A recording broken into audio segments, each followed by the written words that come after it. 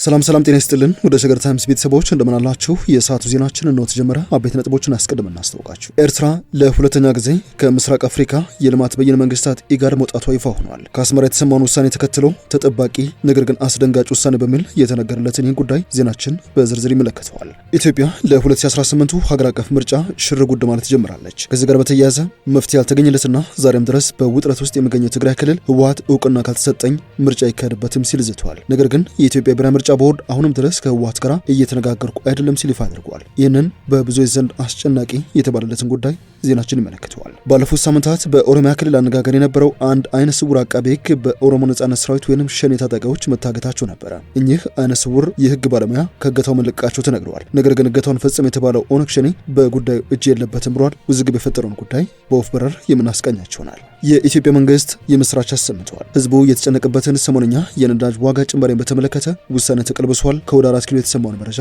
እንመለስበታለን። ሌሎች ወቅታዊ ጉዳዮች የዜናችን ትኩረት ናቸው። እንደተለመደው ያደመጣችሁን አብራችሁን ቆዩ። የቻናላችን የዘወትር አክብሮታዊ ግብዣ ነው። ወደ ቀዳሚ ጉዳያችን እናምራ።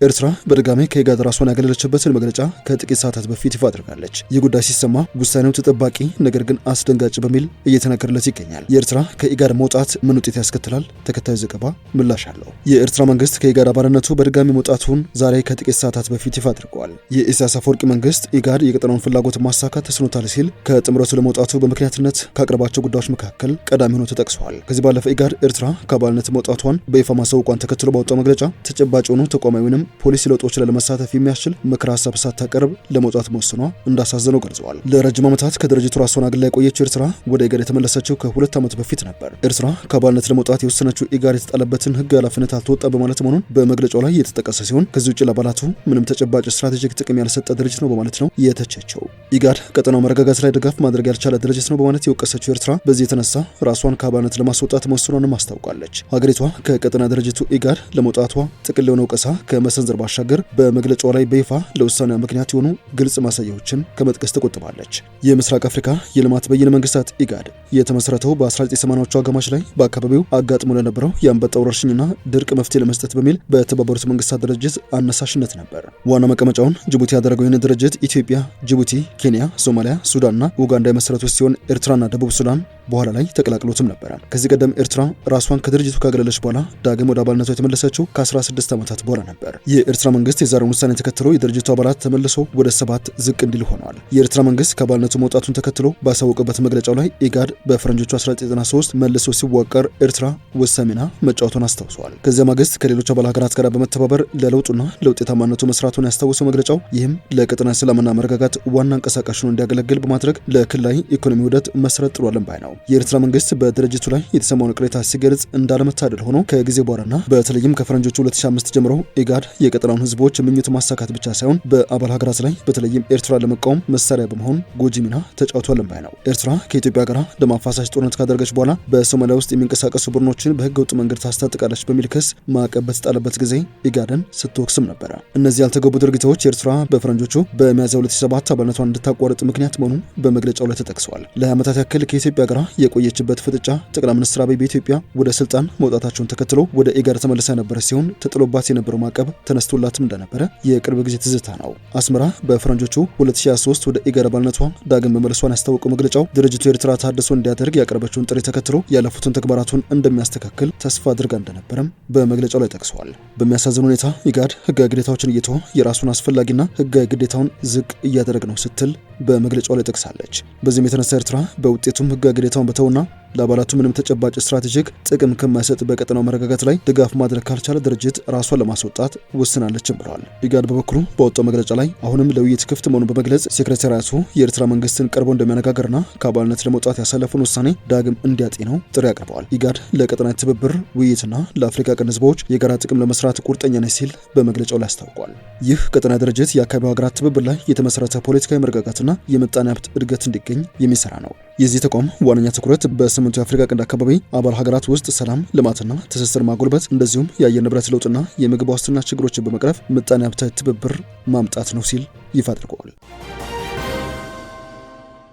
የሰዓቱ ዜናችን እንደቀጠለ ነው። ወደ ሌላኛው ጉዳያችን እናምራ። ኢትዮጵያ ለ2018 ሀገር አቀፍ ምርጫ ዝግጅት እያደረገች ሽር ጉድ እያለች ትገኛለች። ከዚህ ጋር በተያያዘ አሁንም ድረስ ውጥረት ያረገበበትና የሰላም መቋጫ ያልተገኘለት የትግራይ ክልል ጉዳይ በእንጥልጥል ላይ ይገኛል። በትግራይ ክልል የ2018 ሀገር አቀፍ ምርጫ እንዲካሄድ ህወሓት ምዕራብ ትግራይ ሲል የሚጠራው ወልቃይት አካባቢ በቁጥጥር ስር መግባት አለበት ሲል ቅድመ ሁኔታ አስቀምጧል። ከዚህ ባለፈ በኢትዮጵያ ብሔራዊ ምርጫ ቦርድ ህጋዊነቴ ይታወጅልኝ ሲልም ይፋ አድርጎ ነበር። በዚህ መሃል የኢትዮጵያ ብሔራዊ ምርጫ ቦርድ ከህወሓት ጋር ምንም አይነት ንግግር እያደረኩ አይደለም ሲል ይፋ አድርጓል። ቦርዱ በኢትዮጵያ ብሔራዊ ምርጫ ቦርድ የታገደው የህወሓት ህጋዊ ሰውነት ሳይመለስ በትግራይ ምንም አይነት ምርጫ አይኖርም ሲል በቃል አቀባይ በኩል ማስታወቁ ይፋ ከሆነ ከጥቂት ቀናት በኋላ ነው ቦርዱ ይህን ያለው። በሌላ በኩል የኢትዮጵያ ብሔራዊ ምርጫ ቦርድ ሀገራዊ ምርጫ የሚካሄድበትን ቀን ይፋ ያደረገ ሲሆን የቦርዱ ሰብሳቢ ወይዘሮ ሚላትወርቅ ኃይሉ መግለጫ መስጠታቸውም የሚታወስ ነው። በዚህም ህወሓት በክልሉ ምርጫ ይደረግ ማለቱን በተመለከተ በሰጡት ምላሽ ምንም አይነት ንግግር ከህወሓት ጋር እየተደረገ አይደለም ሲሉ ገልጸዋል። የፕሪቶሪያን ሰላም ስምምነት በተመለከተ የፖለቲካ ጉዳይ መሆኑና የሚፈታው የፖለቲካ ተሳትፎ ባላቸው አካላት ስለሆነ ከምርጫ ቦርድ ጋር ግንኙነት የሌለው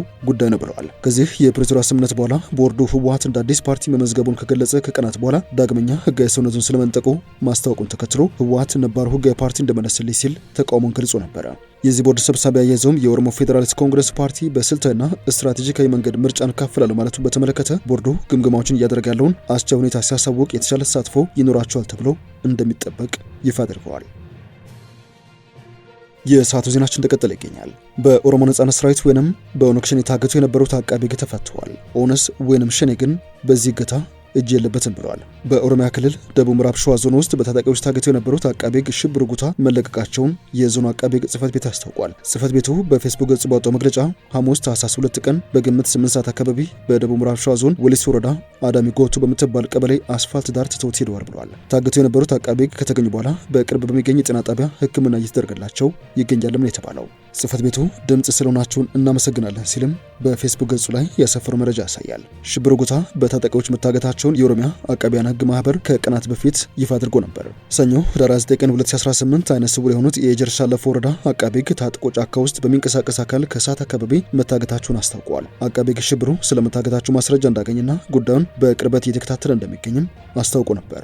አቃቤ ሕግ የታገቱት በዞኑ በቹ ወረዳ ቱሉ ቦሎ ከተማ እናታቸውን ከጠየቁ በኋላ ለስራ በምዕራብ ሸዋ ዞን እንደሚገኘው ዳንዲ ወረዳ ጊንጪ ከተማ በመኪና ሲመለሱ ነው። ከእገታ የተለቀቁበት አቃቤ ሕግ በምን ሁኔታ ላይ እንደነበሩና አሁን ያሉበትን ሁኔታ በተመለከተ የተገለጸ ነገር የለም። ስማቸው እንዳይጠቀስ የጠየቁ የማህበሩ አባል እንደገለጹት ከሆነ አቃቤ ሕግ ሽብሩ ስራ የጀመሩት ከጥቅምት 2016 ጀምሮ ነው። በቅንነትና በስነ ምግባር ፍትህን ለማስፈን ለህብረተሰቡ የሚሰራ ነበር። የዕለት ከዕለት ስራውን ህግን ተከትሎ ብቻ የሚያከናውን ነው ሲሉም ገልጸዋቸዋል። ህዝቡን በሙያ ስነ ምግባርና በገለልተኝነት ሲያገለግል የነበረ አይነ ስውር የሆነ አቃቤ ሕግ ድጋፍ ሊሰጠው ሲገባ ታግቶ መወሰዱ ልዩ ትኩረት ሊቸረው ይገባ ነበር በማለትም አክለዋል። የኦሮሚያ አቃቢያን ሕግ ማህበር እንዳለው በተባበሩት መንግስታት የአካል ጉዳተኞች ስምምነት አንቀጽ 11 መሰረት አደገኛ በሆኑ ወይንም በወታደራዊ ግጭት ባለባቸው ሁኔታዎች ውስጥ ቢሆን ለአካል ጉዳተኞች ከለላ መደረግ አለበት ሲል አስታውሰዋል። አቃቤ ሕጉ ከታገቱ በኋላ የት እንዳሉና በምን ሁኔታ ውስጥ እንደሚገኙ አለመታወቁን ገልጸው የነበሩት የማህበሩ አመራር ደህንነቱ አስጊ ሁኔታ ውስጥ ነው ብለው ከእገታ እንዲለቀቅ መጠየቃቸው የሚታወስ ነው። በኦሮሚያ ክልል አቃቢያን ሕጎች እንደዚሁም ነዋሪዎች በታጣቂዎች መታገታቸው በተደጋጋሚ ተዘግቧል። ከእገታዎቹ ጋር በተያያዘ የኦሮሞ ነጻነት ሰራዊት ወይንም መንግስት ኦነግ ሸኔ ሲል የሚጠራውን ኃይል ተጠያቂ ቢያደርግም በተደጋጋሚ የታጠቀው ኃይል ክሶቹን አስተባብሏል።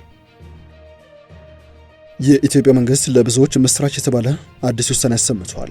ህዝብ ከሰሞኑ ተጨንቆበት የነበረው የነዳጅ ዋጋ አዲስ ጭማሪን በተመለከተ መንግስት ውሳኔውን መቀልበሱ ተሰምቷል። የነዳጅና ኢነርጂ ባለስልጣን እንዳስታወቀው ከሆነ ከታህሳስ ወር 2018 ጀምሮ በነዳጅ ምርቶች ላይ የሚተገበር የ30 በመቶ ግብር የለም ሲል ይፋ አድርጓል። የባለስልጣኑ ዋና ዳይሬክተር ደስታ መኳንንት ከታህሳስ ወር 2018 ጀምሮ በነዳጅ ምርቶች ላይ የ30 በመቶ ግብር ይጣላል የሚል መረጃ በማህበራዊ ሚዲያዎች ላይ ሲዘዋወር መቆየትን አንስተዋል። ነገር ግን ይህ መረጃ ሐሰተኛ ነው ሲሉ ነው የገለጹት። ዋና ዳይሬክተሩ ገንዘብ ሚኒስቴርን ጨምሮ በጉዳዩ ላይ በየትኛው መንግስት አካል የተሰጠ መግለጫ እንደሌለ ማረጋገጣቸውን ጠቅሰዋል። በዚህ መሰረት ይጣላል የተባለው ግብር በማህበራዊ ትስስር ገጽ ላይ ተፈጠረ እንጂ የነዳጅና ኢነርጂ ባለስልጣንም የሚያውቀው ከዚህ ወር ጀምሮ የሚጣል ምንም አይነት የግብር ጭማሪ የለም፣ መንግስትም ይህን የማድረግ እሳቤ የለውም ሲሉ አጽንኦት ሰጥተዋል። ዳይሬክተሩ ዶክተር ደሳለ መኮንን ተቀጥለው ያለምንም ይፋ የመንግስት ውሳኔ ከወጣው የነዳጅ ዋጋ ውጪ ያለ አግባብ ጭማሪ የሚያደርጉ የነዳጅ አከፋፋይ ኩባንያዎችና ማደያዎችም ተጠያቂ እንደሚደረጉ አሳስቦ ነበር። በተጨማሪም በአዲስ አበባ ከተማ በመደበኛ ሁኔታ ነዳጅ እየቀረበ ስለመሆኑ ገልጸው ነገር ግን በዚህ ሐሰተኛ መረጃ ምክንያት ፍጆታ ላይ ጭማሪ መፈጠሩን ገልጸዋል። የተናፈሱ መረጃ ስህተት ስለመሆኑ ለነዳጅ ኩባንያዎችና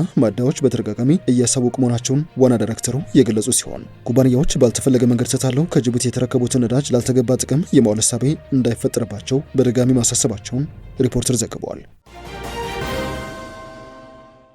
ወደ ሰዓቱ ዜናችን የመጨረሻ ጉዳይ እናምራ። የቀድሞው የሊቢያ መሪ ሙአመር ጋዳፊ ልጅ አዲስ አበባ ናቸው። ከሰሞኑስ ኢትዮጵያ መጥተው ነበር።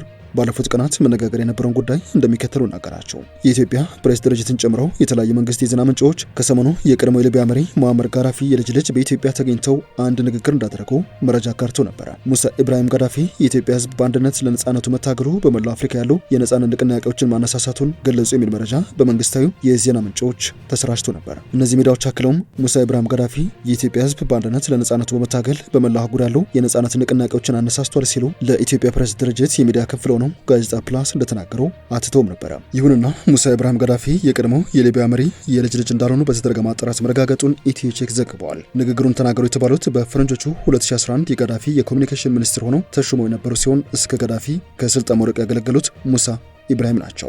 ሙሳ ኢብራሂም በሊቢያ ጦርነት ወቅት ተከታታይ መግለጫዎችን ለጋዜጠኞች በመስጠት የሚታወቁ ሲሆን የኮሎኔል ጋዳፊ መንግስት ከወደቀ በኋላ ግን ረዘም ላለ ጊዜ ደብዛቸው ጠፍቶ ነበረ። ከዛ ማግስት ግብጽ እንደተገኙ ግብጽ ለሊቢያ አስተላልፋ እንደሰጠቻቸው ሙሳ ኢብራሂም በስተመጨረሻም ከሊቢያ ስራ መልጠው ወደ ሰርቢያ መሄዳቸውን መረጃዎች እንደሚያሳዩ የመረጃ ማጣሪያ ገጾች ይፋ አድርገዋል። ወደ ሸገር ታይምስ ቤተሰቦች የሰዓቱ ዜናችን በቃ። ስላደመጣችሁን አመሰግንን። በያላችሁበት ሰናይ ጊዜ ይሁንላችሁ።